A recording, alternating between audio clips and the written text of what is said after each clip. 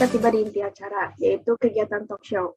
Namun sebelum itu, saya ingin memperkenalkan narasumber kita. Kepada teman-teman panitia, saya minta tolong untuk menampilkan CV dari Ibu Helmina Sinaga.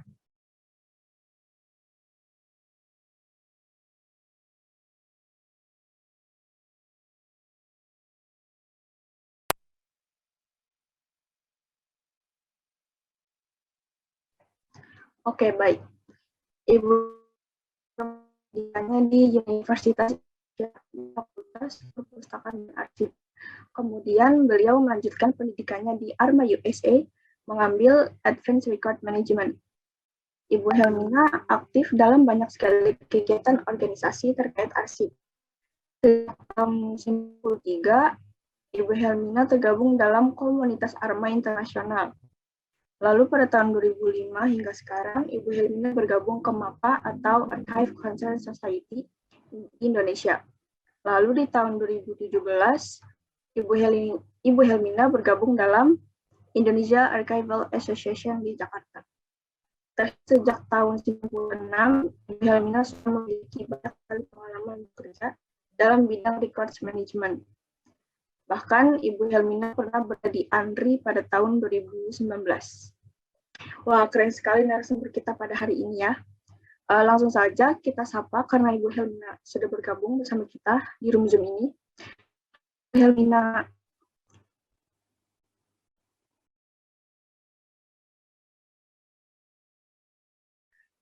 Selamat pagi, Ibu.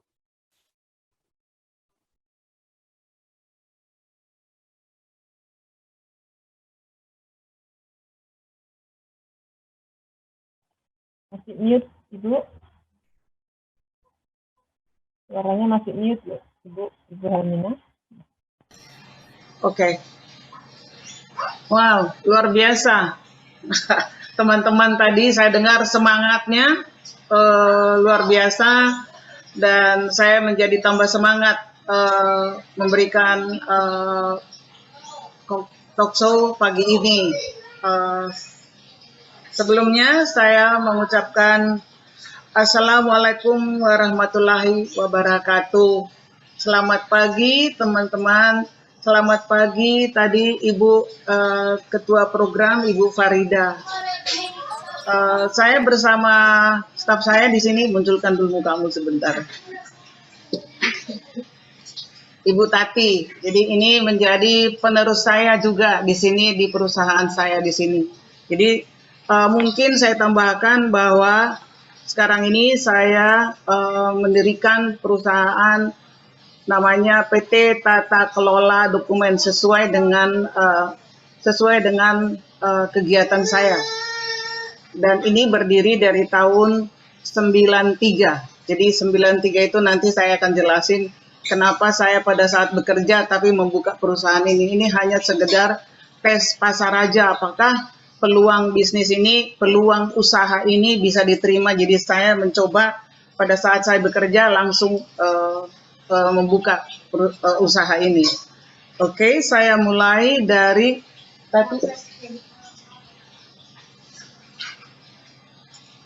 sesuai dengan judul dari kita, materi kita adalah The Opportunities of Fresh Graduate of Library and Information Service in the World of Career. Jadi sudah terlihat belum? Kelihatan ya screen-nya? Sudah, Ibu. Sudah, ya. Jadi saya ambil ini, tapi saya saya tuliskan sebagai materi saya. Coba. Jadi saya ambil menjadi 12 kompetensi dasar pengelola arsip. Jadi di sini adalah penerapannya yang saya lakukan di dalam dunia pekerjaan maupun di dalam dunia usaha. Jadi saya mau menjelaskan ada 12 kompetensi pengelola arsip yang harus kita miliki untuk memperoleh karir baik di dalam pekerjaan maupun nanti di dunia konsultan. Jadi kalau boleh saya awali bahwa saya ini mulai dari pekerja menjadi pemberi kerja. Artinya jadi mulai dari level typist ataupun library ataupun translator assistant menjadi konsultan. Jadi ini adalah menjadi perjalanan karir saya selama 38 tahun. Jadi terima kasih tadi, saya sebelumnya juga mohon maaf saya langsung masuk ke materi saking semangatnya. Teman-teman yang pada hadir di sini, yang ada pesertanya berapa orang tadi ya? Ada berapa orang? Sudah Ada 71. Coba saya tolong dituliskan di chatnya, semangat nggak nih semua nih teman-teman, dituliskan di chatnya ya. Semangat gitu ditulis ya, dengan kata-katanya apapun yang disebut kata awal dari kita memulai paparan ini.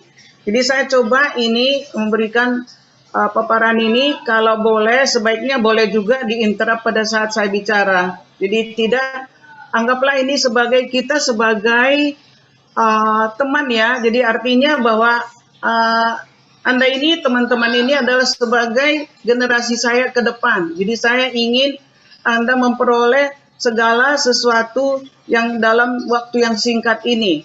Pasti ada sesuatu nanti yang akan kalian dapat dan boleh melalui chat dan apa saja. Nah, pertama adalah kompetensi dasar kita adalah di sini the ability to think creative. Jadi di sini modal kita pertama adalah kreatif kita. Jadi kalau saya mulai dari pekerjaan ini adalah hanya bermodalkan bahasa Inggris. Jadi saya tidak memiliki pendidikan waktu itu mengenai perpustakaan, tapi saya mempunyai modal yaitu bahasa Inggris di salah satu kedutaan, karena kebetulan yang dibutuhkan adalah translator, jadi asisten translator dengan modal mengetik dan bahasa Inggris. Itulah. Tapi selama bekerja di sana, saya percepat ya supaya nanti banyak bertanya. Kira-kira bisa ya saya percepat, boleh?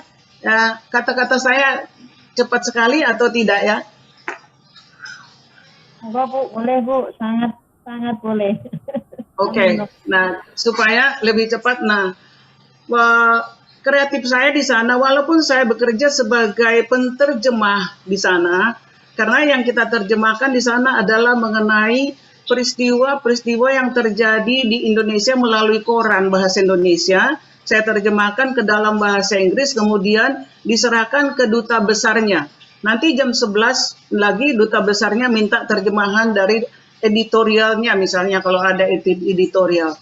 Nah, setelah selesai itu bekerja, saya masih ada waktu untuk melihat perpustakaan. Saya lihat perpustakaannya numpuk ya, tapi tidak ada yang mengelola.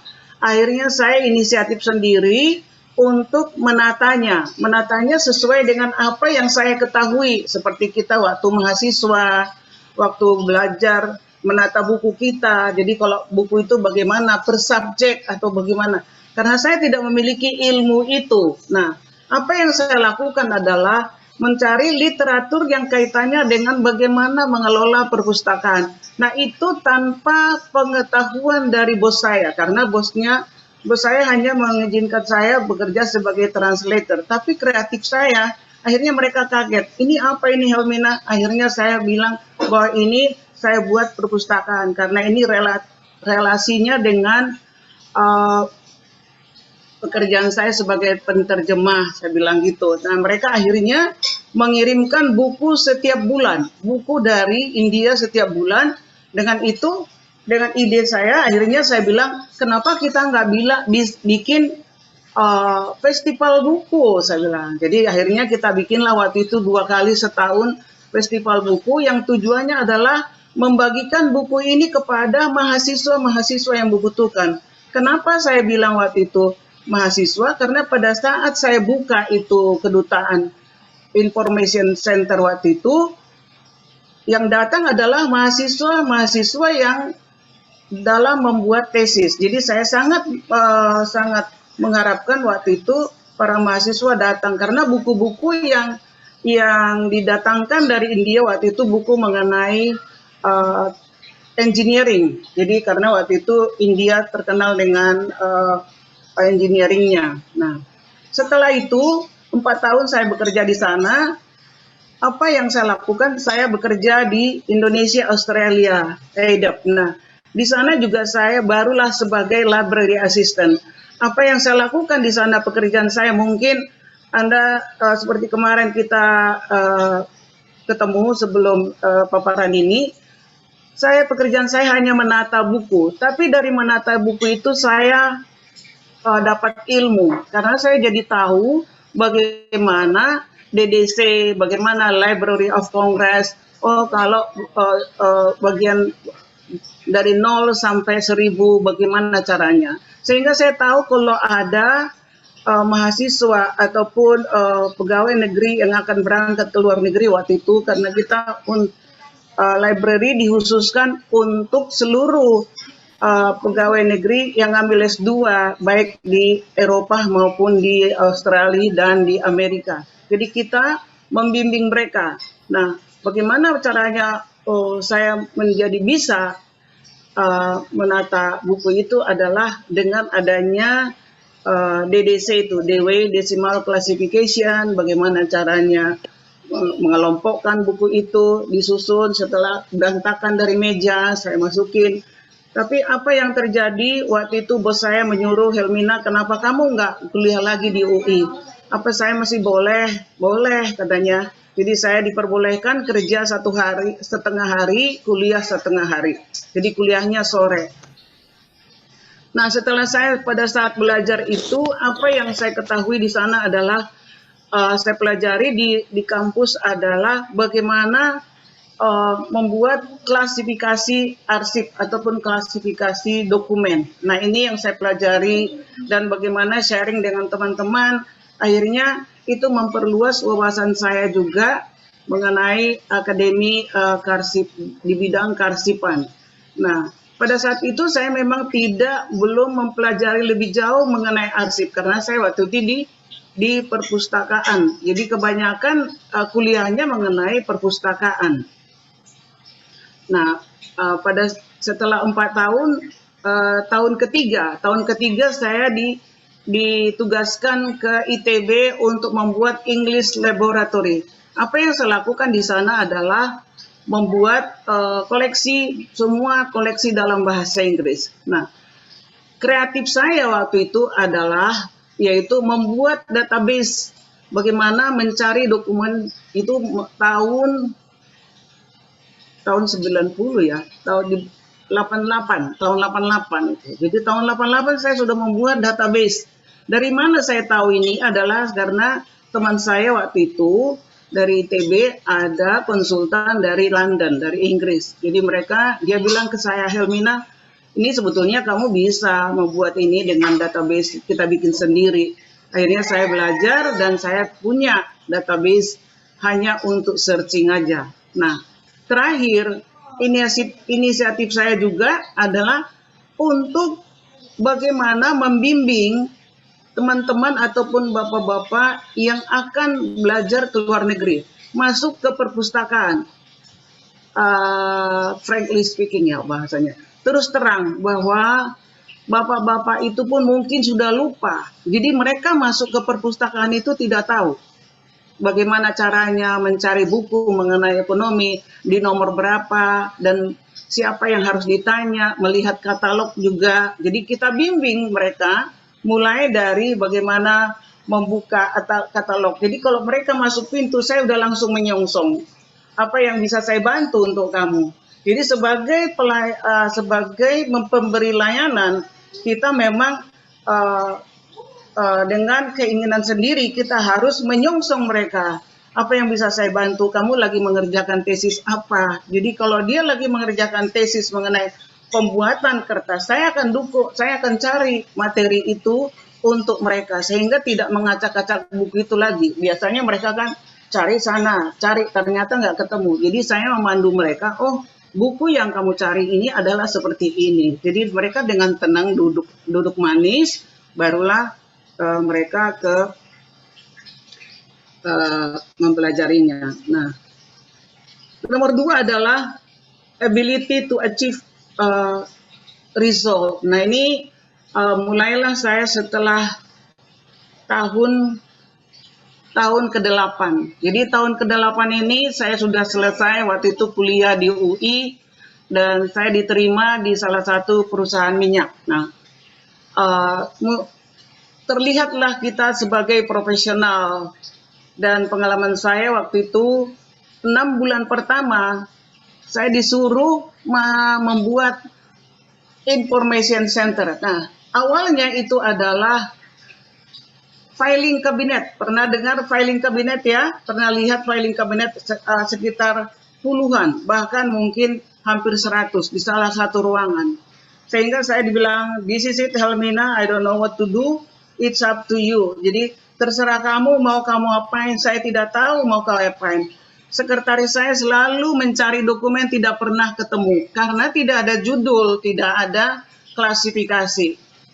Nah, terus apa yang saya bilang? Saya bilang, okay, you trust me. Saya bilang, ikuti apa yang saya minta. Saya bilang gitu. Jadi, 6 bulan pertama, berapa bulan kamu bisa membuat ini? 6 bulan, saya bilang. Tapi saya dibantu oleh satu orang, staf dari yang magang waktu itu dari UI. Saya minta dibantu. Jadi, mulai dari pengadaan truknya, karena saya lihat seperti library. Jadi saya buatlah seperti library, tapi filenya saya buat di dalam Outner. Tahu kan Outner ya? Kalau Outner seperti ini.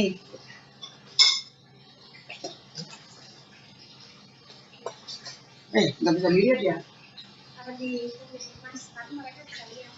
Bisa ya? Ini bisa dilihat ya? Bisa, Ibu. Bisa. Tertutup background. Oh, ini. Nah, saya buatlah seperti ini dia. Bisa. Masih tertutup, Ibu. Nah, Mungkin virtual background-nya bisa dimatiin. Ya. Itu udah kata, Ibu. nah, ini terlihat ya? Sudah terlihat, Ibu. Ini terlihat. Ya, terlihat. Nih. Nah, seperti ini. Inilah yang disebut owner. Jadi kalau buku kan, buku sudah memang berbentuk buku.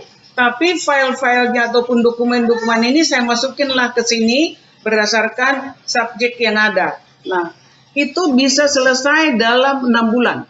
Nah, ada perpustakaannya, ada aplikasi. Tentu saja aplikasi saya tidak beli, tidak bikin sendiri, tapi saya beli dari internet. Nah, ini semua adalah diserahkan oleh atasan saya ke saya, tidak ada saya diatur, tapi saya yang meliding mereka. Jadi artinya di sini saya udah percaya, saya udah menyatakan diri sebagai profesional. I know what to do, saya tahu apa yang saya lakukan, dan dalam 6 bulan syukur bahwa itu bisa terjadi. Langsung, dan pada saat membuat record center itu, saya tutup record center itu, tidak ada yang boleh masuk. Karena apa? Teman-teman pasti yang lain pada datang.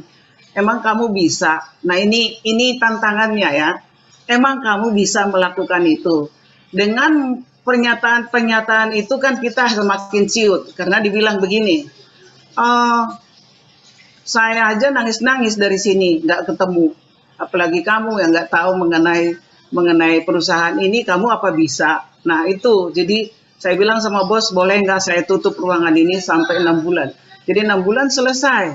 Nah, itu untuk aktif ya. Jadi ada dokumen yang aktif, ada dokumen yang tidak aktif. 6 bulan berikutnya baru saya bentuk lagi dokumen untuk menyimpan yang sudah lama-lama. Dokumen-dokumen yang sudah lama-lama itu ada di luar. Jadi itu tahun 6 bulan kedua. Nah, selanjutnya akhirnya perusahaan melihat kita, melihat prestasi kita. Karena apa? Prestasi yang kita buat itu mendapat dampak langsung kepada kinerja ataupun aktivitas dari perusahaan. Contohnya dokumen yang dicari, misalnya hari ini, pagi itu dicari, dalam 5 menit bisa kita temukan. Jadi artinya tidak ada tunggu ntar besok, nggak ada. Jadi artinya itu harus kita pastikan bahwa bisa kita cari dokumen. Dan itu akhirnya saya diberikan kesempatan studi banding ke Malaysia, kemudian menjadi pembicara di forum internasional di Exxon, mengikuti training dan kongres di Amerika, dan training-training lainnya mengenai leadership, bagaimana kita berbicara, bagaimana kita bertata krama di dalam pertemuan, misalnya ada kongres, apa yang harus kita bicarakan. Kalau nggak salah dulu namanya Dale Carnegie itu ya. Jadi kita harus mengikuti itu supaya kita merasa percaya diri menjadi pembicara. Nah, setelah itu baru saya siap untuk pensiun dini. Itulah dulu karirnya untuk sebagai hasil dari pekerjaan kita. Nomor 3 adalah kita harus mampu membangun hubungan dengan unit kerja lain. Kita menyadari bahwa dokumen yang kita simpan, misalnya di record center yang kita kelola, bahwa kita dipercaya untuk membuat record center, bahwa itu kita menyadari bahwa itu adalah milik unit kerja lain. Jadi kita sebetulnya tidak memiliki dokumen kita sendiri, tapi itu adalah milik unit-unit kerja yang ada, misalnya Departemen Keuangan, Departemen HRD, semuanya disimpan di record center tersebut. Nah, inilah yang harus, komunikasi inilah yang harus kita bangun. Bagaimana caranya kita meyakinkan si pemilik itu bahwa mereka percaya menyimpan dokumennya di kita, mengelola, dan kita yang mengelolanya. Nah, ini yang harus kita pastikan bahwa dokumen yang mereka titipkan di kita untuk dikelola, bahwa itu bisa dijamin kalau mereka cari bisa langsung ditemukan. Itu jangan sampai sebentar ya, karena saya pegawai baru di sini, alasan kita saya tidak tahu, belum saya tahu, jadi saya akan kasih tahu kamu setelah saya terima. Enggak. Jadi kalau udah ada seperti ini, wait a minute, tunggu sebentar, 5 menit aja, don't hang up. Kalau melalui telepon jangan diputus ya, saya akan cari. In 5 minutes harus bisa kita terima, kita berikan dokumen itu. Kalau memang dipinjam ya kita bilang, oh lagi dipinjam. Tapi kalau ada the book, the file is ready for you. Nah, kita kasih, baru kita catat sesuai dengan administrasi yang ada. Nah, itu harus bisa kita membangun kerjasama sehingga dokumen apapun nanti akan dikasih ke kita. Itu. Jadi kita simpan dengan aman. Misalnya dokumen yang sifatnya konfidensial, kita apain? Nah, ada aturannya. Kemudian kita kelola secara profesional. Kemudian kita dipercaya mengelola dokumen vital. Dalam hal ini karena saya bekerja di perusahaan minyak waktu itu, yang paling vital adalah dokumen eksplorasi minyak. Jadi ini adalah dokumen eksplorasi ini tidak akan pernah dimusnahkan sepanjang masa karena ini menjadi harta dari, tentu karena mereka bekerja di Indonesia dan yang mereka olah adalah minyak Indonesia, itu adalah milik Indonesia. Saya berkewajiban untuk juga sebagai orang Indonesia untuk menjaganya. Nomor 4, nah ini, ability to promote customer service satisfaction. Jadi kita layanan.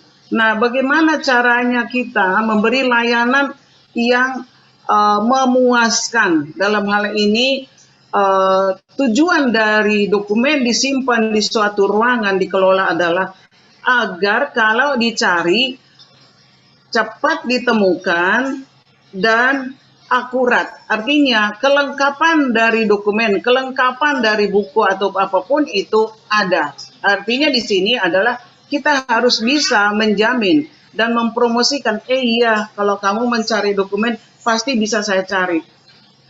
Syaratnya apa? Ya kita harus mampu berkomunikasi, memahami bidang pekerjaan kita. Misalnya nih, unit kerja keuangan, apa aja sih dokumennya? Ya kita harus paham di sana.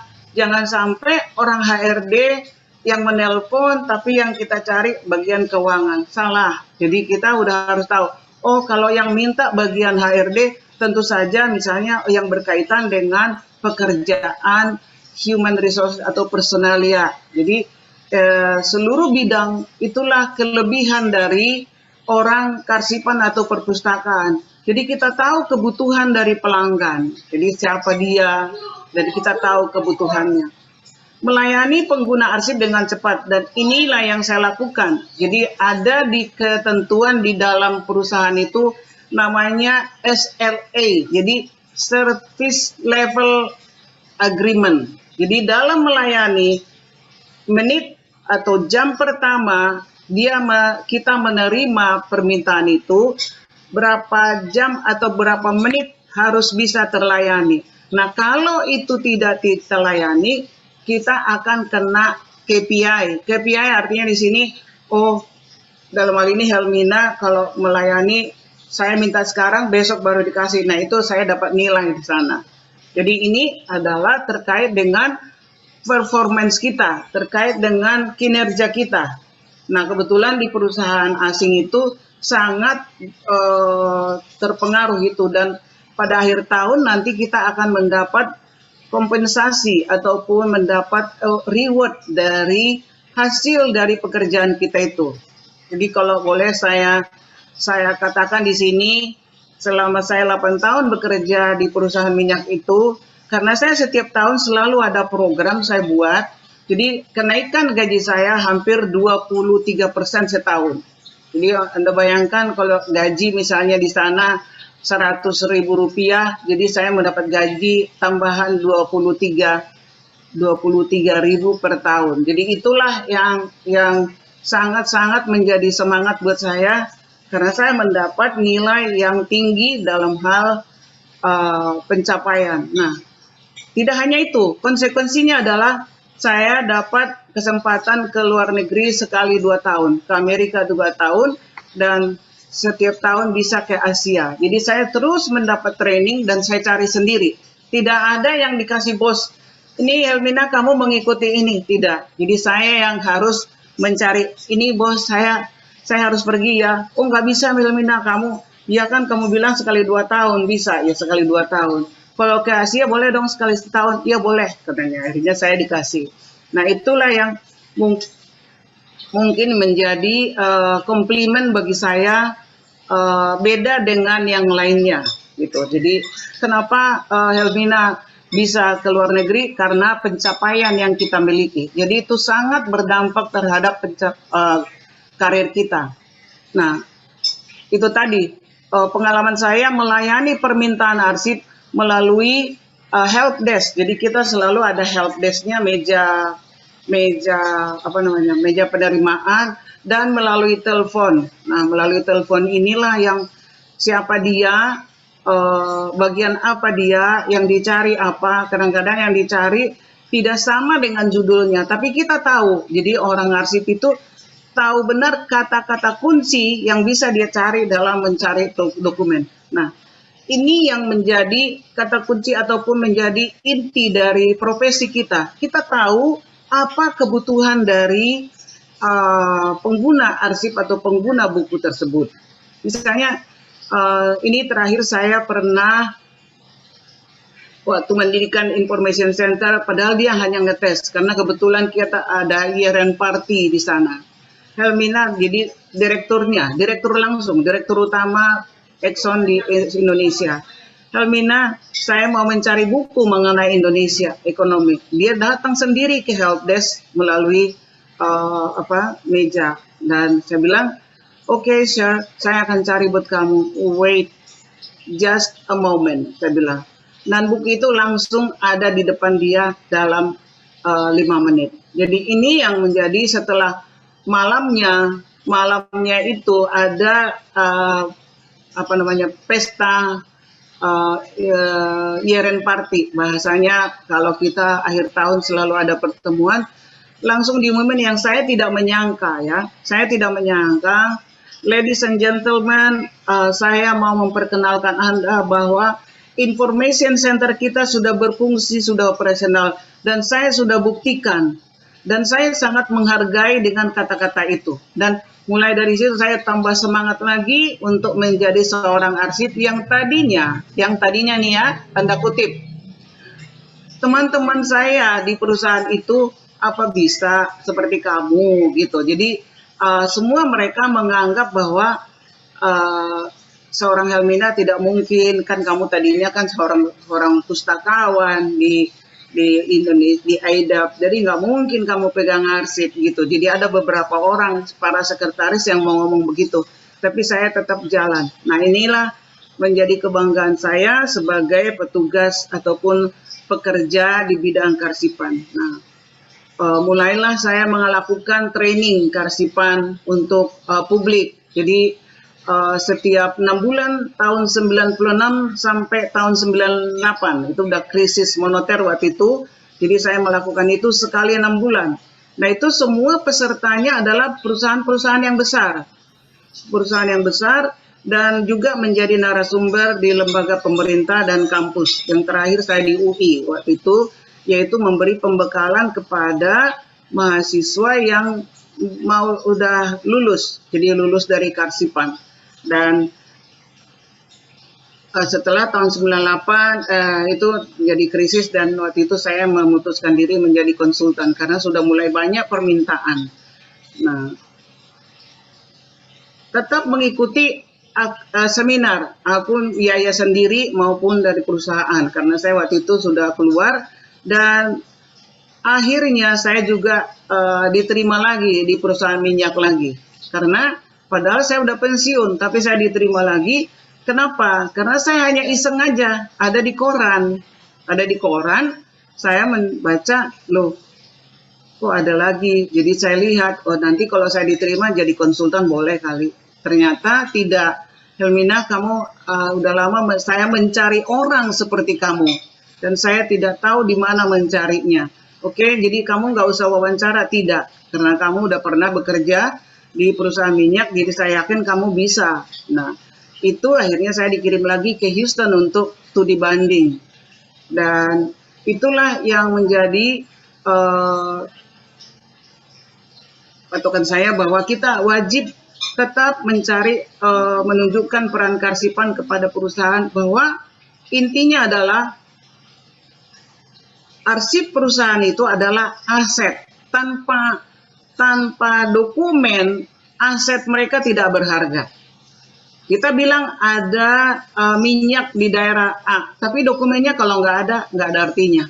Oke, jadi kita menunjukkan peran di sana bahwa ini loh aset kalian harus dijaga gitu. Nah, selanjutnya baru beranilah bergabung dengan asosiasi karsipan di Indonesia, kita bentuk. Dan salah satu foundernya adalah saya sendiri di MAPA, Masyarakat Peduli Arsip. Jadi peserta ataupun foundernya adalah para wakil gubernur waktu itu, gubernur DKI. Jadi kita rangkullah pensiunan gubernur waktu itu, dan bersedia menjadi pemerhati arsip. Dan saya sangat senang waktu itu, dan terima kasih kepada beliau-beliau itu. Dan sekarang ada arsip asosiasi arsiparis Indonesia yang dibentuk oleh Andri. Dan itu juga saya ikut dalam hal ikut mendorong dan membantu. Dan terakhir sudah ada setiap 4 tahun diganti. Kemudian the ability communicate with the impact. Jadi harus memiliki seyogianya supaya kita menguasai juga bahasa Inggris, karena bahasa Inggris ini, apalagi kalau nanti Anda mau mengambil S2, salah satu staf saya juga yang saya sekolahkan ke S2, ternyata saya dibisikin sama salah satu dosen di UI, mungkin Bu Farida juga bisa menyatakan ini, mengiyakan apakah saya salah, bahwa dibilang diperkuat bahasa Inggris. Jadi tes yang paling kuat katanya tes bahasa Inggris di S2-nya. Dan memang lulus waktu itu dan selesai. Nah, kemudian kita harus bisa mengetahui kebutuhan pengguna arsip tadi. Jadi apa kebutuhan mereka. Jadi kalau mereka menghubungi kita. Kemudian memahami koleksi yang ada. Kita mengerti, bukan berarti menghafal, tapi memahami koleksi yang ada. Nah, ini pengalaman saya di perusahaan. Siapapun yang melayani, siapapun yang meminta arsip, harus kita layani. Jadi artinya jangan sampai ada konflik. Jangan sampai ada, oh iya, Anda kan tidak menyimpan dokumen itu. Kita periksa dulu. Jadi artinya di sini yang sering kita temukan adalah, saya kan udah kirim ke kamu, tapi kok nggak ada. Oh iya, sebentar ya, saya cari. Nah, kata kunci itu yang harus kita perdalam. Kalau si A mencari ini, bahwa dia adalah yang dicari adalah B. Contohnya seperti ini. Iya, seperti tadi saya tunjukin kan ada ordner.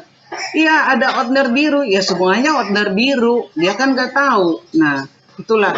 Mengenai apa, Pak? Jadi harus kita gali apa yang harus dicari. Anda sedang melakukan apa?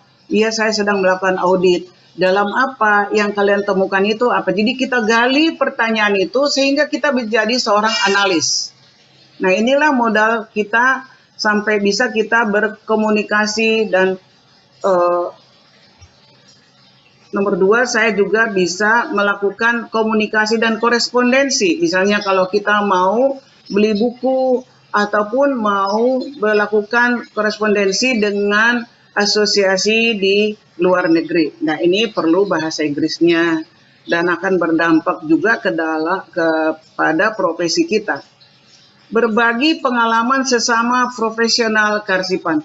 Nah, yang saya alami pada saat mengikuti kongres. Jadi saya ketemu di sana dengan teman-teman dari Asia ataupun dari luar negeri lainnya. Jadi kita sejauh mana sih sebetulnya dunia manajemen dokumen di Indonesia, kita compare dan mungkin ada yang bisa kita share dengan mereka dan mereka juga bisa share dengan kita. Nah, ini sangat membantu saya untuk membentuk jaringan. Jadi jaringan itu sangat perlu untuk kita sebagai pelaku kearsipan ataupun perpustakaan. Sangat perlu. Sehingga suatu saat saya iseng aja melamar ke, ini iseng aja ini, sebetulnya saya nggak kepengen ya. Melamar ke universitas salah satu di Amerika. Waktu itu sebelum terjadi apa itu yang pesawat yang ditembak itu yang 11 September itu. Nah, saya diterima di salah satu universitas menjadi librarian. Tapi saya harus pindah ke Amerika. Terus saya bilang, saya harus bawa keluarga. Jadi bawa keluarga. Dan mereka mau bawa keluarga. Cuman persoalannya kan anak saya 3 dan harus saya bawa semua gitu. Jadi artinya tidak mungkin saya lakukan itu dan di sana mengingat biaya tinggi. Sementara nanti yang ditanggungkan bukan hanya tidak ikut anak-anak kuliah, jadi saya putuskan tidak jadi gitu. Jadi itu dari Universitas Iowa, Iowa. Jadi ini yang saya lakukan dan ternyata memang kalau kita mau ngetes kemampuan kita bisa gitu dengan kemampuan bahasa Inggris tadi. Oke. Ability to promote organizational awareness. Jadi kita harus mempunyai leadership, ada teamwork. Bahasanya di sini adalah karena kita sudah mengikuti, sudah pernah memberikan training, sudah pernah membuat proyek. Jadi kita sebetulnya sudah mampu menjadi seorang leader yang bisa memberi pekerjaan kepada teman-teman di lingkungan kita. Karena apa? Pada saat kita bekerja di perusahaan itu, kita walaupun saya pertama kali waktu itu di bidang kearsipan, tapi kita berkomunikasi dengan orang, ada unit kearsipan waktu itu, dan kita minta bos kita supaya kita diberi wewenang untuk memimpin unit itu, dan kita langsung di bawah divisi finance. Nah, untungnya saya waktu itu saya berada di bawah divisi finance, jadi anggaran itu ada, jadi tidak perlu diusulkan. Jadi artinya di sini sangat beruntung kita, karena biasanya karena ini ada namanya contingency plan. Jadi di dalam perusahaan itu tidak harus oh ya diusulin dulu 6 bulan kemudian atau tahun depannya, tidak. Jadi ini ada namanya anggaran yang di bawah contingency plan, jadi boleh dikeluarkan oleh bagian finance dan langsung jadi. Nah, pada saat ini waktu bekerja. Dan jangan sampai salah, kita harus membuat sesuai dengan lakukan pelaksanaan record center itu sesuai dengan SOP yang ada. Artinya SOP ini adalah Standard Operating Procedure atau manual. Nah, manual yang saya pakai waktu itu masih dari kantor pusat, jadi belum saya bikin. Nah, artinya saya masih mencontek dari manual yang dipakai oleh kantor pusat kita. Jadi cukup menjadi pertanggungjawaban kita membuat information center tersebut. Nomor 7 adalah kita mampu berinteraksi, bernegosiasi dengan pihak ketiga. Artinya di sini adalah inilah pengalaman mulai pertama saya sebagai konsultan, yaitu bagaimana kita melakukan berinteraksi dengan para direksi. Ini yang menentukan ada karsipan ataupun ada perpustakaan, bukan level manager. Ini level direksi. Jadi jangan salah. Kita berkomunikasi dengan ini adalah rencana strategis dari perusahaan. Kalau ada manajemen karsipan, bukan anggaran dari departemen, selalu anggaran dari langsung perusahaan itu. Jadi teman kita berkomunikasi dengan direksi. Tentu kita harus bagaimana caranya mengkomunikasikan dengan direksi. Nah, ini pengalaman saya waktu paparan. Jadi paparan kalau direksi nggak usah banyak-banyak, cukup 5 lembar. Ini loh kondisinya sekarang ini. Inilah program saya. Setelah saya lihat kondisi kamu, perusahaan kamu seperti ini. Dan ini program saya. Ini anggaran biayanya. Dan dampaknya, hasilnya seperti apa? Berapa lama? Cukup 5 slide. Dan nilai tambahnya apa yang kalian peroleh setelah saya bikin ini. Jadi jangan sampai kita buat ini tapi tidak mempunyai nilai tambah. Jadi kita harus pastikan bahwa ke direksi, ini loh Pak, kalau misalnya kalau terjadi record center ataupun manajemen dokumen sudah ada, nilai tambahnya bagi perusahaan apa. Jadi kita harus pastikan. Yang pasti di sana adalah image perusahaannya bertambah. Budaya kerja berubah. Jadi ini nanti akan saya jelaskan lagi di bawah. Dan harus kita pastikan juga selama kita bekerja, jangan sampai terjadi konflik dengan unit kerja lain. Jadi kita harus layani sesuai dengan SOP tadi. Yang paling sering dilakukan adalah pencarian dokumen. Karena pencarian dokumen, kalau kita gagal memberikan dokumen yang dicari, apalagi untuk keperluan audit. Nah, kalau keperluan audit pasti dinyatakan gagal audit karena apa? Salah satu faktornya adalah dokumen tidak bisa dicari kembali. Nah, ini menjadi prestasi tidak bagus bagi perusahaan. Gagal audit 55%, ini terjadi salah satu perusahaan minyak. Tapi setelah kita beresin, kita udah bikin SOP-nya, kita udah bikin record center-nya, hasil audit menjadi berhasil 95%. Ini bukan saya yang mengeluarkan presentasi ini, tapi bagian audit yang mengeluarkan. Ini berdasarkan pernyataan Direktur Keuangan, dia langsung menyalami saya, Helmina, terima kasih, hasil audit kami dari 55% sebelum ini, dan sekarang udah 95%.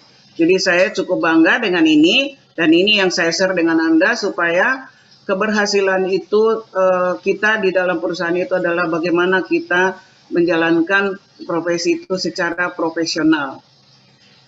Nomor 8, bagaimana kita melihat apakah ada peluang bisnis di sana. Nah, ini peluang bisnis yang saya lakukan dari tahun 98, walaupun saya masih dalam posisi kerja, tapi waktu itu saya coba yang tidak terpikirkan oleh teman-teman waktu itu.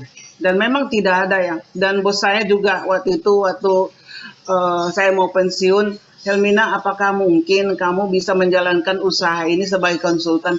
Saya bilang, jawaban saya hanya satu. Saya bilang, seluruh manusia, apalagi perusahaan, memiliki dokumen.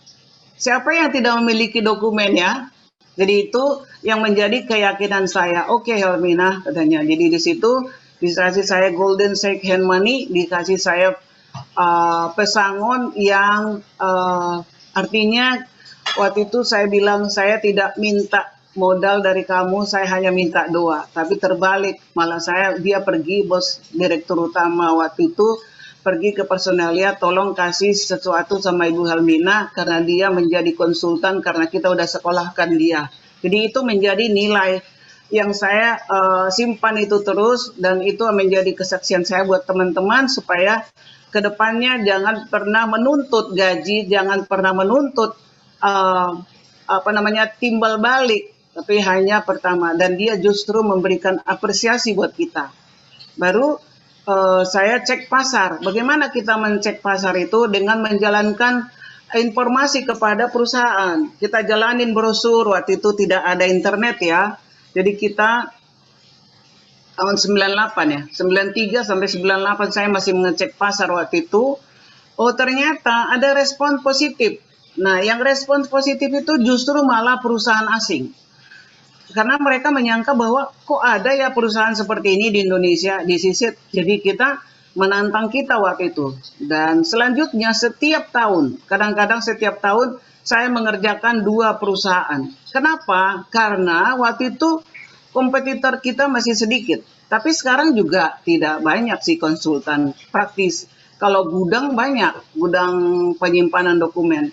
Nah, sampai saat ini saya bekerja untuk beberapa perbankan dan di BUMN dan Pertamina. Nah ini kebanyakan ini adalah konsultan membuat SOP dan kajian. Jadi kita sudah bisa melakukan kajian mengenai manajemen dokumen. Hasilnya harus maksimal. Jadi di sini tidak ada kata kami tidak ada orang, profesi seperti kami tidak ada, no. Jadi saya selalu mencari orang yang misalnya nih, tadinya dia orang berlatar belakang IT karena orang Karsipan nggak ada. Jadi saya harus bina dia sampai bisa dia menjadi seorang analis karena dia sudah punya latar belakang akademis. Jadi untuk itulah sebetulnya saya dengan paparan ataupun kita bicara hari ini memastikan supaya teman-teman juga bisa mengikuti jejak saya ini, dengan tentu saja saya akan memberikan masukan kepada Anda. Kemudian ability to manage project. Nah ini pengalaman saya adalah mulai dari yang saya lakukan adalah survei dulu, baru kita analisa, diskusi, baru kita buat solusi. Harus bisa kita memberikan solusi apa. Ibarat dokter, dia udah diperiksa baru tahu apa penyakitnya. Kalau saya sekarang, saya lihat aja sekilas perusahaan itu kondisinya saya udah tahu apa masalahnya. Jadi artinya di sini karena kita udah terbiasa melihat, oh iya ternyata dokumennya seperti ini. Solusinya ini Pak. Jadi 5 menit atau 1 jam ketemu dengan direksi, saya bisa memberikan solusinya. Oke. Kemudian jenis-jenis jasa yang kita berikan itu adalah mulai dari kajian, feasibility study, bagaimana caranya membangun gedung, arsip, bagaimana caranya membuat sistem di sini, mulai dari sistem hard copy sampai ke soft copy, sampai ke digitalisasi. Apa yang langkah-langkahnya? Baru kita melakukan assessment, kita analisa, membuat SOP, melakukan training, melakukan audit, atau monitoring, baru terakhir adalah membuat record center atau membuat record storage di luar. Value added-nya, nilai tambahnya adalah memori korporasi terjaga. Artinya di sini dokumen yang berharga terjaga, asetnya terlindungi, perubahan budaya kerja para staf. Nah ini tolong diingat nanti bahwa kita meyakinkan bos harus bisa. Kemudian to conduct research. Nah ini to conduct research. Dengan kita modal kita sebagai pengelola dokumen, kita tahu apa kebutuhan dari masing-masing pengguna perpustakaan maupun kearsipan, kita bisa menjadi penganalisa. Jadi ada record analis, di sini ada information spesialis. Nah, itu pekerjaannya adalah menganalisa. Nah, karena kita juga dari modal kita bahwa dokumen itu milik semua unit kerja. Jadi seolah-olah kita ini sebetulnya kita bisa menganalisa, oh kebutuhan dari unit kerja ini adalah ini, permasalahannya adalah ini, solusinya adalah ini. Jadi kita memang tahu solusinya si A ini sering konfliknya di sini nih. Kalau orang audit dia selalu gagal di sini nih. Jadi kita udah tahu. Nah, dampaknya seperti apa? Iya, nanti perusahaan ini akan mengalami kerugian jika tidak diberesin. Bayangkan kalau dokumen hilang, surat tanah misalnya. Mereka ada kasus di pengadilan. Kalah. Berapa kerugian dari perusahaan karena dia kalah di pengadilan dan tanah ataupun persoalan tanah itu mereka tidak memiliki lagi. Nah, ini yang harus kita pegang, bahwa kita menyadari bahwa harta ataupun dokumen unit kerja yang ada adalah kita yang mengelola dan kita tahu permasalahannya. Tentu saja kita harus bisa berhubungan dengan staf dan manajer yang ada. Nah, ini saya jadi bisa berhubungan dengan seluruh manajer dan staf. Saya masuk ke perusahaan, Helmina sudah masuk, berarti mereka, Ibu Helmina nanti akan bisa menegur kita dong. Dan saya berhak menegur mereka. Iya, dokumenmu tolong diberesin ya, saya lihat dengan mata kepala sendiri, tolong ya, gitu. Jadi saya bisa menegur mereka dengan baik tentu saja. Atau kalau memang perlu, kita juga ikut membantu beresin dokumen mereka jika tidak ada record center. Nah, sosialisasi ke seluruh staf. Nah, ini kita wajib memberikan ini, karena kita kalau mempunyai suatu unit kerja yang baru, tentu saja juga mereka bagaimana sih cara menggunakannya. Jadi kita harus pergi ke seluruh unit kerja yang ada, maupun ke cabang, mau seluruh provinsi yang ada. Kemudian layanan harus sesuai dengan SLA. Gimana? Hindari konflik dengan penyajian data yang akurat. Satu lagi ya. Nah, ability to lead the teams. Jadi kita harus bisa melihat pekerja kita. Nah, ini pengalaman kerja sebagai assistant translator, 4 tahun sebagai library, sebagai record spesialis, sebagai superintendent, dan sebagai general affairs manager. Jadi jangan salah, Anda juga bisa menjadi seorang seorang manager di bidang lain tentunya. Baru sampai sekarang saya menjadi konsultan. Nah, apa yang saya lakukan sekarang ini adalah yang kita lakukan, ataupun nanti Anda kalau udah menjadi seorang pakar kearsipan, menciptakan generasi baru sebagai motivator, pemberi solusi bagi perusahaan. Teruslah bekerja. Amin. Jadi sampai di sini ada yang bertanya atau masih ada waktu? Waktu pemaparan sudah habis, Ibu. Ya. Ya. Oke, kalau misalnya diperpanjang masih boleh.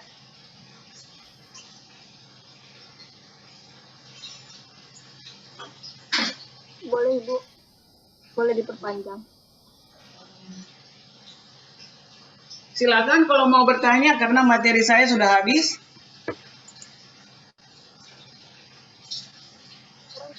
Lanjut ke sesi talk show ya, Ibu. Ya. Ya, baik, Bu. Saya tadi masih terkagum-kagum ya sama Ibu. Di tahun 96 itu kan, koreksi jika saya salah ya, Bu. Di tahun 96 itu kan bukannya orang-orang tuh belum punya pemikiran terkait pengarsipannya, Bu. Tapi kenapa di tahun itu Ibu Helmina itu sudah bergabung di komunitas record management, yaitu ARMA. Boleh diceritakan ya, Bu? Ya, kenapa saya sudah bergabung dengan ARMA? Karena saya dikasih kesempatan oleh atasan saya, pertama pergi ke Malaysia. Di Malaysia saya ketemu dengan petugas kearsipan di sana. Terus di Thailand saya pergi juga. Jadi sebelumnya, mulai dari tahun 90 sampai tahun 96,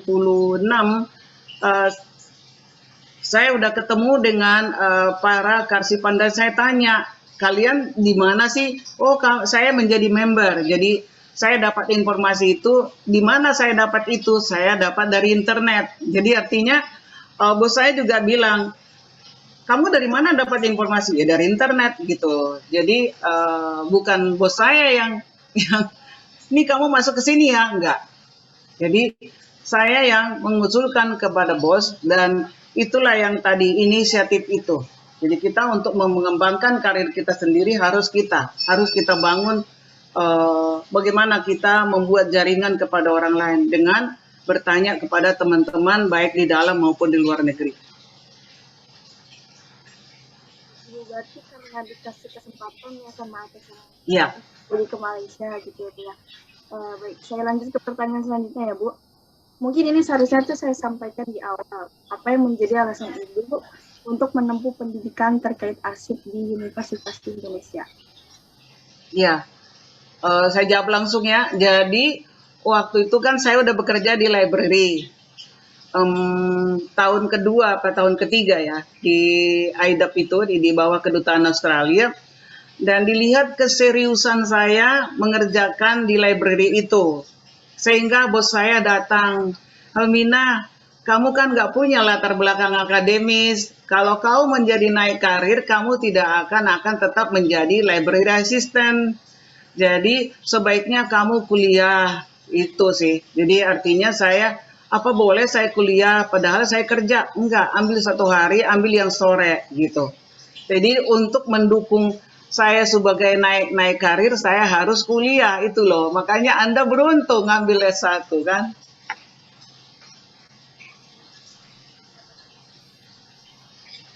Nggak kedengaran. Nggak kedengaran, Mbak. Ya. Oke, Mbak Ibu, berarti itu karena keseriusan Ibu ya di library tadi itu. Yes. Terus saya juga ingin bertanya nih Bu, terkait gelar Ibu di belakang yang CRM itu, bisa nggak Ibu ceritain terkait pengalaman Ibu waktu perjalanan untuk menambah gelar tersebut? Ya. Gitu. Perjuangan yang sangat sulit. Jadi saya sampai hampir stres, hampir berhenti saya. Hampir saya tidak mau melihat komunitas itu karena kok lama sekali keluar sertifikasi saya gitu kan. Padahal pekerjaan udah berlanjut nih. Jadi kalau tender saya bisa dapat gitu dengan CRM itu. Jadi pertama saya menjadi member tahun 93. Tahun 93 belum boleh karena harus mengikuti kongres dulu. Dan saya harus tatap muka dengan mereka. Setelah tahun 96 kalau nggak salah saya balik lagi ke Amerika waktu itu kongres, baru ketemu. Kamu serius menjadi ambil sertifikat, kamu harus beli ini, buku. Jadi saya beli buku banyak waktu itu. Saya bawa ke Indonesia dan kamu harus mengikuti online. Jadi saya online dan satu buku, satu tes. Satu buku, satu tes. Dan dites nilainya. Terakhir saya dapat tes nilai saya outstanding. Outstanding tahu ya? Outstanding. Sehingga saya boleh ngambil advance. Saya ambil advance, saya dikasih lagi buku namanya Advanced Record Management. Itu tebel, mahal waktu itu, dolar kan ya. Dan itu beli sendiri. Tidak ada dari kantor. Itu beli sendiri. Nah, itulah yang menjadi modal saya. Setelah saya dapat advance, saya mampu menjadi seorang analis waktu itu. Saya bisa menganalisa, melakukan survei, membuat tulisan. Jadi saya sudah bisa membuat tulisan dan menyampaikannya ke ARMA. Sayang saya waktu itu hanya mampu sampai forum internasional di Exxon. Jadi di ARMA ribuan pesertanya dari seluruh dunia. Kan sekarang ini hampir 3 juta pesertanya. Jadi saya waktu itu masih peserta ke 3.000-an. Nah, karena banyak pesertanya, jadi hanya tulisan saya itu masuk ke mereka. Mulailah waktu itu setelah beberapa tahun, saya tidak tahu tahun berapa itu mereka keluarkan sertifikat saya. Klien saya yang melihat, Ibu Helmina sudah CRM ya. Baru staf saya yang bilang, iya katanya Ibu sudah CRM. Saya lihatlah di daftar dari ARMA itu. Jadi kalau saya waktu itu diterima di Bank Indonesia menjadi konsultan, saya dipanggil, Bapak tahu saya dari mana? Saya bilang, Oh iya, nama ibu ada di peserta ARMA yang ada CRM-nya. Jadi mereka tidak kenal saya, tapi kenal mereka dari ARMA. Jadi mereka mengeluarkan sendiri tidak tanpa memberitahukan karena jutaan orang ya. Jadi akhirnya saya berkomunikasi dengan ARMA, hey kamu udah bikin sertifikat saya, tapi kok kamu nggak ngirim ke saya? Akhirnya dikirim. Semua itu dikirim by online. Jadi artinya tidak ada, tahun segitu udah keluar loh, online, udah bisa. Jadi fasilitas dari perusahaan itulah yang saya pakai. Baik, Ibu, berarti itu prosesnya sangat panjang sekali ya, Bu ya? Ya, panjang. Desperate bener. Baik, Bu, selanjutnya nih saya... Ayo, silakan, Bu. Enggak apa-apa, terusin aja. Oke.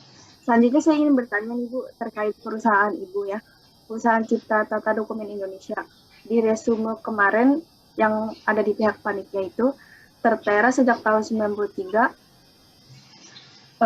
kan itu proses berdirinya PT Cipta Tata Dokumen ya. Bisa Ibu ceritakan bagaimana proses berdirinya perusahaan tersebut? Ya, ini ya, jadi saya kan tadinya hanya seorang information spesialis ya, record spesialis lah. Waktu bekerja di perusahaan minyak dan saya sudah menjadi anggota ARMA. Nah, padahal saya waktu itu masih bekerja di perusahaan minyak tahun 90 sampai 98. 93 saya mencoba membuat usaha yang namanya CV Filing Management. CV loh, dengan biaya ngurus waktu itu pesertanya karyawannya cuma saya dengan 1 orang pegawai admin. Dengan ngurus izinnya hanya kalau nggak salah waktu itu 250.000. Dan saya sudah bisa membuat brosur kepada perusahaan melalui surat paket gitu.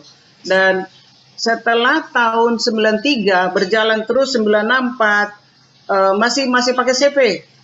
Tapi klien saya sudah dapat bank waktu itu. Membuat SOP 97. Nah, giliran mau tender, saya nggak boleh masuk karena CV. Tahu kan CV ya? Jadi kalau harus PT, jadi artinya di perusahaan yang akan menggunakan saya itu, tolonglah kau bikin PT katanya. Jadi saya bikinlah PT tahun 2002. Tahun 2002 saya bikin PT, mulailah saya tender di perusahaan BUMN gitu, yang nilainya sudah bisa nilai pengusaha kecil waktu itu sampai pengusaha menengah. Jadi pengusaha menengah ada budgetnya, kemudian kita merekrut tenaga-tenaga S2. Jadi kita mencari tenaga-tenaga S2 sesuai dengan kualifikasinya.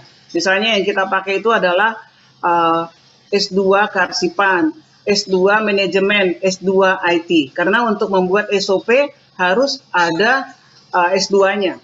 Tentu saja S1-nya ada sebagai analis. Jadi analis itu S1 Kearsipan dan IT, seperti itu. Jadi 2002 sampai tahun 2020 namanya PT Cipta Tata Dokumen.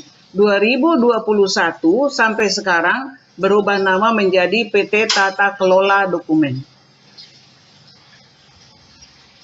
Dan sekarang kita sudah bisa bikin aplikasi manajemen dokumen. Sudah ada. Oke, baik Ibu. Lalu saya ingin bertanya lagi nih Bu, terkait skill apa saja yang dibutuhkan seorang lulusan ilmu perpustakaan di perusahaan untuk mengelola arsip atau dokumen. Mungkin sebelumnya Ibu sudah menjelaskan bidang-bidangnya. Bisa Ibu jelaskan dalam setiap bidang itu skill apa yang harus dimiliki oleh lulusan ilmu perpustakaan? Ya, kalau mengenai keilmuan saya tidak meragukan lagi kan ya. Tapi yang diperlukan adalah skill tambahan. Jadi S1 Kearsipannya sudah menjadi syarat utama, ya tentu ya. Itu menjadi nilai tambah. Tapi yang menjadi syarat pendukungnya adalah memiliki kemampuan IT. IT di sini bahasa saya bukan IT lah ya. Bisa Excel, bisa PowerPoint, dan kemudian nalar analisanya tajam. Jadi nalar analisanya juga ada gitu, karena di dalam Kearsipan justru yang saya minta adalah nanti dia sebagai analis. Dia bisa menganalisa dari hasil asesmen itu. Jadi kemampuannya adalah kemampuannya Bahasa Inggris mungkin nggak terlalu karena kita peserta atau klien kita kan masih lokal ya. Tapi ada juga yang kalau bahasa Inggris yang sudah saya lakukan emang harus ada paparan bahasa Inggris. Itu bisa nanti dipandu setelah di dalam. Tapi kemampuan itu adalah kemampuan nalar tentang kearsipan menjadi analis dan IT, kemampuan IT-nya. Karena sekarang kita dituntut untuk IT sih ya. Jadi sebetulnya kalau boleh nih saranin saya dari sekarang diperkuatlah IT-nya, diciptakanlah bila perlu belajar ya secara iseng atau praktek-praktek bagaimana membuat manajemen dokumen atau perpustakaan itu menjadi knowledge management, bisa menjadi ilmu pengetahuan yang ada, tidak perlu harus membuka buku, hanya one touch kita bisa tahu. Jadi itu yang kita lakukan sekarang. Namanya end to end document management. Jadi kita udah punya konsep end to end. Ibu berarti lebih mengutamakan IT ya Bu ya? Ya. Mungkin ini menjadi pertanyaan terakhir dari saya ya Bu. Menurut Ibu, apakah perusahaan lebih memilih merekrut yang dari fresh graduate atau yang berpengalaman? Bagaimana ya Bu?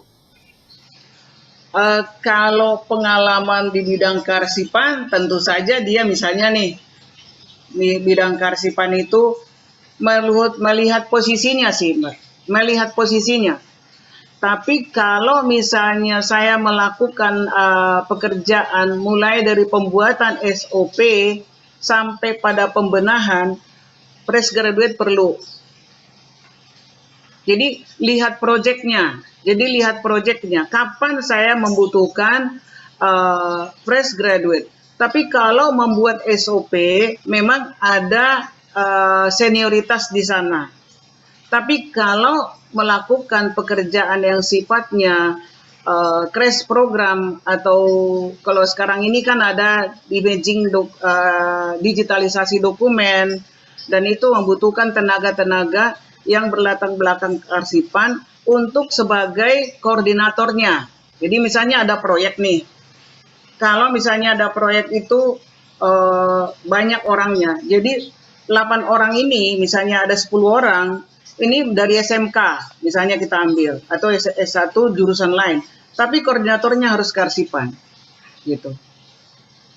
Nah, kearsipannya itu boleh dari fresh graduate bisa. Karena dia syaratnya kan S1 kearsipan gitu. Kembali lagi melihat inisiatif dari si calon ini sebetulnya. Apakah dia mampukah dia meyakinkan kita dari tesnya, dari hasil tes ngetik misalnya, ngetik aja kalau gagal gimana gitu. Baik Ibu, terima kasih atas jawabannya ya Bu. Tentu saja sangat bermanfaat bagi saya dan teman-teman semua. Selanjutnya kita masuk ke sesi tanya jawab ya Bu. Saya persilakan kepada teman-teman yang ada di room Zoom ini untuk menyampaikan pertanyaannya.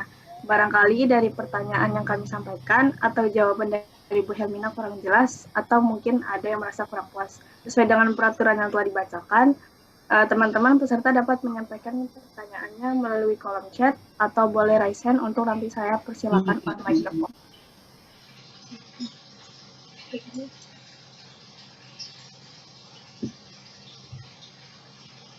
Baik Ibu, ini ada pertanyaan di kolom chat dari Siti Rohima. Selamat siang Ibu Helmina, saya izin bertanya, bagaimana jika atasan atau lingkungan perusahaan kita tidak suportif terhadap pekerjaan kita, misalnya terkait dana dan lain-lain? Adakah pengalaman atau tips dari Ibu untuk meyakinkan atau mengatasinya? Terima kasih sebelumnya. Ini sering ya, tapi bukan dari atasan langsung, karena sebelum kita rekrut, sebelum kita di-hire ataupun direkrut menjadi karyawan, kita harus juga memastikan bahwa supportnya ada nggak. Itu sih sebetulnya yang pertama. Tapi yang tidak memberi support ke kita adalah orang-orang di lingkungan kita, unit kerja lain. Unit kerja lain itu yang tidak mensupport kita. Mereka menganggap contohnya seperti ini yang saya alami. Apa iya dokumen saya bisa kamu jaga gitu? Apa iya nanti dokumen saya hilang dong gitu? Jadi ini kita harus tunjukkan dulu kinerja kita dengan fasilitas yang ada. Jadi tidak harus sebetulnya membuat program yang seperti tadi, kamu harus membeli sarana buat saya, enggak. Kita pakai dulu sarana yang ada, dan kita tunjukkan dulu kinerja kita. Contohnya hal yang simple, kalau mencari dokumen wajib bisa ditemukan, itu dulu. Sehingga kita bisa dipercaya. Jadi artinya di sini adalah tanamkan dulu kepercayaan kepada klien, kepada pengguna bahwa ini loh, kalau kalian mencari dokumen, saya bisa cari dan akurat datanya. Jadi kalau mencari dokumen, kalau kita kasih dokumen itu ke mereka, jangan sampai, kok nggak lengkap. Nah, kelengkapannya juga harus gitu. Itu sih. Jadi atasan memberi support itu berasal dari kinerja kita. Jadi jangan menuntut dulu, kita kerja dulu dengan fasilitas yang ada. Oke. Ibu, terima kasih atas jawabannya. Bagaimana saudara Siti Rohima, apakah sudah terjawab? Masih ada lagi, misalnya nggak apa-apa. Apabila masih ada yang ingin bertanya, oh itu ada tuh Bu Raisen. Untuk Wahyu Bambang dipersilakan. Permisi Bu, izin bertanya. Selama berdirinya perusahaan hampir 30 tahun, apakah masa sulit-sulitnya Bu? Terima kasih. Mohon diulangin, kurang jelas. Mohon diulangi. Izin bertanya Bu, selama berdirinya perusahaan hampir 30 tahun, adakah masa sulit-sulitnya itu Bu? Kendala-kendala yang dihadapi gitu. Kendala-kendala masa sulit, kendala-kendalanya perusahaan.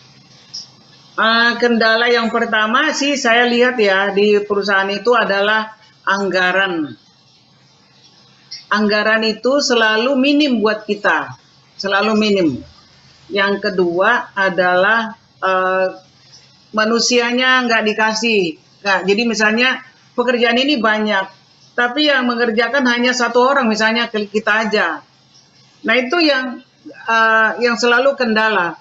Nah, apa yang saya lakukan waktu itu memang anggaran saya tidak abaikan karena ini tidak selalu ini menjadi karyawan ya, sebagai karyawan nih saya bicara. Jadi kalau sebagai karyawan anggaran itu agak susah untuk unit kearsipan itu. Kemudian manusianya tidak dikasih. Saya minta tambahan orang, nggak dikasih. Saya kerjaan sendiri. Jadi kadang-kadang saya lembur tanpa dibayar. Itu. Jadi kita harus berkorban dulu. Berkorban untuk memastikan bahwa kerjaan kita bagus. Baru kita nanti dikucurkan apa yang kita mau. Nah, untuk perusahaan nih, ini kata kuncinya lagi. Kalau perusahaan nanti Anda bisa bekerja dengan membuat perusahaan sendiri, kita harus bicara dengan level penentu. Jadi artinya di sini level direksi, karena level direksi yang bisa mengeluarkan biaya besar gitu, atau biaya kalau anggaran manajer mungkin tidak ada, tapi level direksi.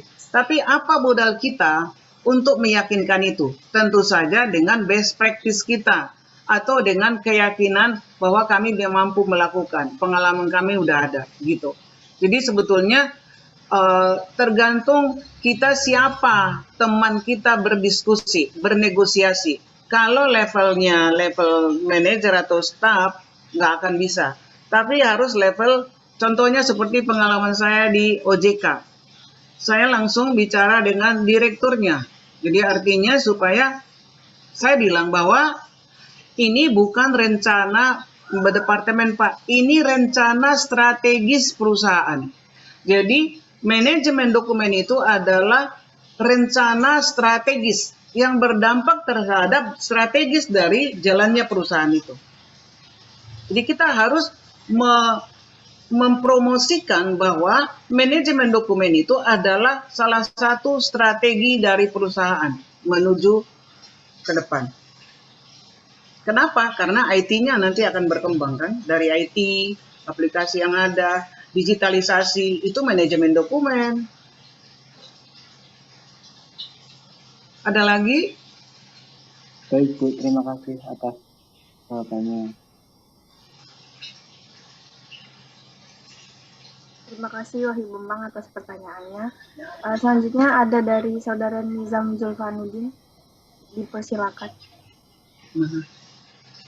Bisa. Tes atau suara saya jelas? Sudah Kak. Oke, baik, terima kasih atas waktunya. Selamat pagi. Mohon izin Ibu pemateri, saya izin bertanya, kan posisi Ibu mungkin sekarang lebih banyak di ini ya sebagai pihak ketiga kalau sepemahaman saya. Pihak ketiga kemudian mengikuti yang apa namanya nanti pekerjaannya itu mengikuti tender yang diberikan oleh entah perusahaan atau organisasi yang mengumumkan. Nah, pernah nggak sih Bu selama pelaksanaannya itu setelah memenangkan tender ternyata perusahaan yang berkaitan itu punya konflik kepentingan entah dengan hukum atau pihak lain yang istilahnya ternyata dokumen yang dimiliki itu vital, dokumen yang dimiliki vital, dan jika dokumen tersebut terlihat saat pengurusan konflik kepentingan, dokumen tersebut bisa menyusahkan perusahaan yang perusahaan yang Ibu kelola. Ya. Kalau misalnya hal tersebut terjadi, keputusan apa yang sebaiknya dilakukan? Apakah Ya. membela perusahaan sebagai atasan kita atau membela yang lain? Terima kasih. Jadi istilahnya terjadi kebocoran informasi ya. Ya, Bu. Terjadi kebocoran informasi. Nah, pada saat tender nih ya, pada saat tender kita kan harus menyampaikan secara transparan, kita tidak boleh berbohong bahwa ini seorang S2 udah pengalaman sekian tahun. Kita harus memiliki semua itu transparan. Jadi artinya personal ataupun personel yang kita rekrut ini adalah yang sudah kita jamin keberadaannya. Artinya tidak boleh juga kita mempekerjakan orang kalau kita tidak tahu keberadaan dia, bagaimana dia. Nah, baru masuk tender dan kita pastikan kalau itu lulus. Kalau kita lulus ada perjanjian kontrak di sana. Kita misalnya menang ya, tapi nggak selalu menang. Karena kalau kemenangan dari kita itu tergantung dari harga. Kadang-kadang mereka melihat harga tapi tidak melihat profesi. Kalau saya tidak melihat harga, kalau harga saya segini, harga saya. Tapi kalau misalnya tidak masuk, ya nggak apa-apa, masih banyak yang lain gitu. Nah, kalau kita menang, kita ada kerjasama. Kerjasama itu ada di sana, ada poin-poin namanya letter of clearance, ada kerahasiaan. Jadi ada formulir kerahasiaan bahwa setiap pegawai yang saya pekerjakan di situ tidak boleh A, tidak boleh B, ada 13 poin. Artinya tidak boleh membocorkan informasi kepada pihak siapapun. Jadi sudah diatur. Dan pada saat membuat SOP juga, misalnya di record center, ada informasi itu adalah dokumen rahasia. Semua informasi yang ada di record center itu kita tidak berhak membocorkan itu kepada pihak lain. Dan kita tidak boleh membaca isinya, ya. Tidak boleh membaca isinya. Jadi syarat dari pekerja di record center itu sebetulnya datang tidak bawa tas, pulang juga tidak bawa tas. Gitu. Jadi ada ketentuan kerahasiaannya. Nah, yang menjadi penyelamat ya sering penyelamat kita ini sebagai penyelamat di dalam perusahaan sering. Kenapa? Dokumen yang tadinya mereka cari bisa kita temukan. Jadi bukan menjadi whistleblower. Jadi bukan menjadi pencetus masalah, bukan. Yang ada mungkin adalah pemberi penyelamat dari perusahaan tadi yang saya bilang, bahwa dokumennya bisa dicari. Contohnya, saya menemukan dokumen di salah satu kementerian bahwa itu dokumen dari tahun 1928. Saya bisa bilang itu laporlah ke bosnya bahwa ini harus dikasih ke Andri. Terima kasih Bu, ini sejarah. Jadi artinya kita bisa memberikan itu. Nah, kalau dokumen yang konfidensial, kita boleh memberikan ini secara pribadi kepada atasan. Jadi kita jangan membeberkan kepada pihak staff. Jadi kalau memang kita tahu itu konfidensial dan terlanjur kita baca, jangan kita kasih kepada karyawan ataupun apa, kita sendiri yang langsung. Dan selama pengalaman saya, belum pernah sih menjadi whistleblower, belum pernah menjadi pencetus masalah. Dan menjadi saksi pun di pengadilan saya belum pernah.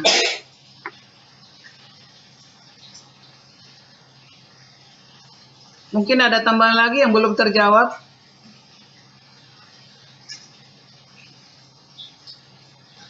Apakah sudah terjawab kan Nizam pertanyaannya?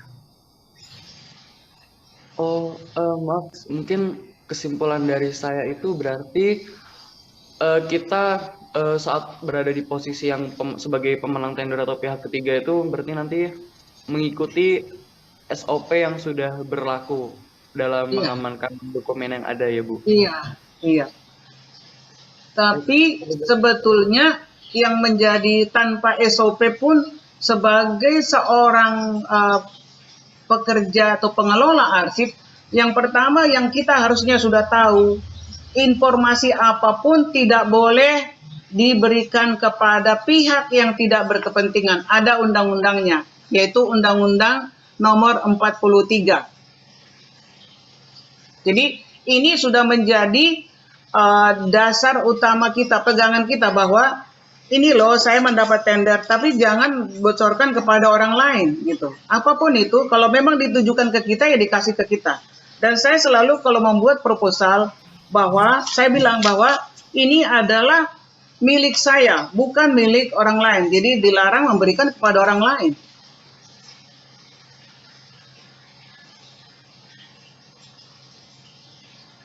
Baik, sudah menjawab. Terima kasih atas jawabannya dan kesempatannya. Selamat siang. Terima kasih atas pertanyaannya ya Kak Nizam. Ini ada pertanyaan lagi nih Bu, mungkin ini menjadi pertanyaan terakhir ya di sesi tanya jawab kali ini. Selamat siang Bu. Pertanyaan dari Muhammad Gunawan. Selamat siang Bu Helena, saya izin bertanya, bagaimana pendapat Ibu tentang dokumen atau arsip rahasia negara yang dijadikan bungkus gorengan? Terima kasih. Itu yang itu ya, Ibu Susi ya. Sepertinya ya. Iya kan?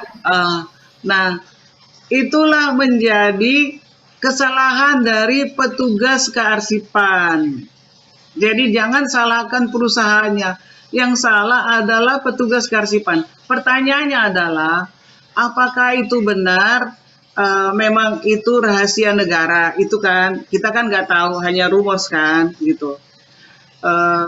Jadi yang pertama makanya saya bilang pintu gerbang dari perusahaan itu adalah salah satunya kita.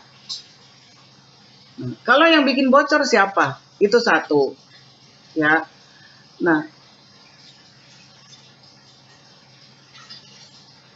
kita harus tahu bahwa tugas kita itu apa sebetulnya, menjaga rahasia dari perusahaan itu, ya kan?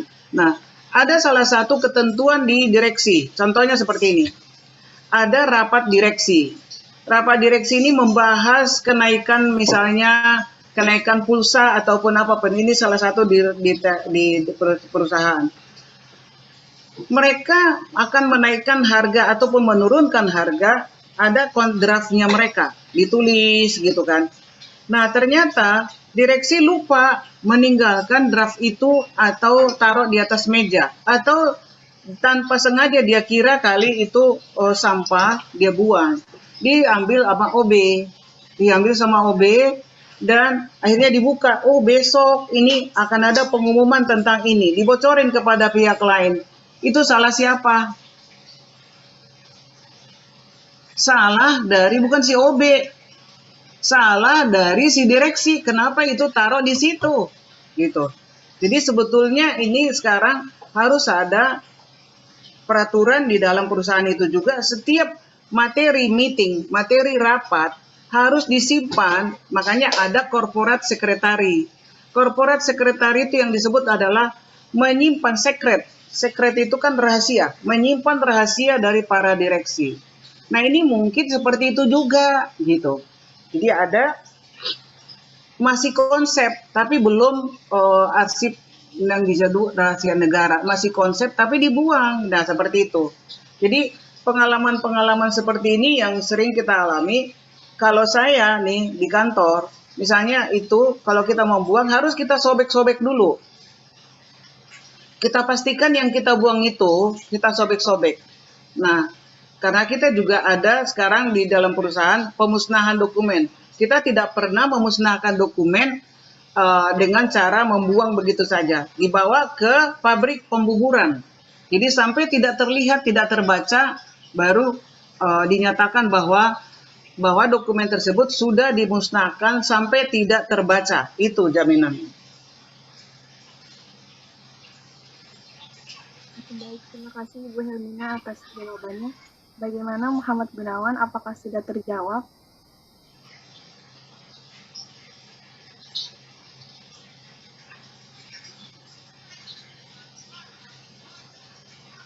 Baik, sekali lagi terima kasih kepada Ibu Helmina yang telah berkenan untuk menjawab pertanyaan kami.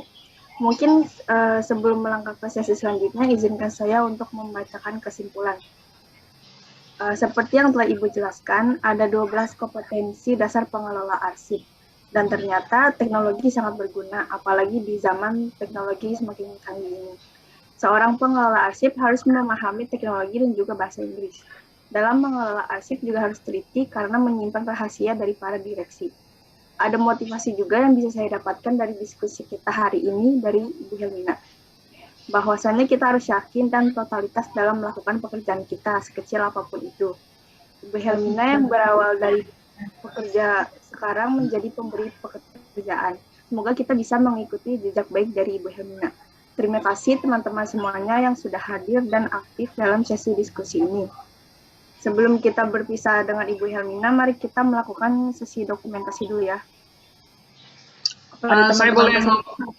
Ya. Saya boleh ngomong sebentar, mohon maaf kalau ada perkataan saya yang salah, supaya dimaafin. Kalau misalnya nanti ada pertanyaan ingin bertanya lebih pribadi melalui WA mengenai karsipan boleh. Jadi boleh ke WA saya, misalnya Anda kesulitan untuk melakukan dalam hal kaitannya dengan manajemen dokumen atau perpustakaan yang bisa saya jawab ya.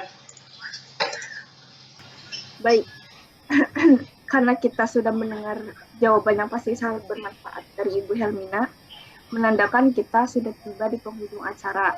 Terima kasih saya ucapkan sekali lagi kepada Ibu Helmina Sinaga yang telah berkenan hadir sebagai narasumber di acara talk show yang kami adakan ini. Besar harapan kami agar kegiatan ini bermanfaat baik bagi kami selaku panitia dan juga untuk teman-teman talk show yang telah hadir. Akhir kata, saya mohon maaf atas segala kekurangan saya selama menjadi host hari ini. Semoga talk show ini bermanfaat dan ada banyak ilmu dan pengetahuan bagi teman-teman semua di room Zoom ini. Wassalamualaikum warahmatullahi wabarakatuh. Selamat siang. See you lagi teman-teman. Dan jangan lupa untuk mengikuti kegiatan lainnya dari kami. Dadah.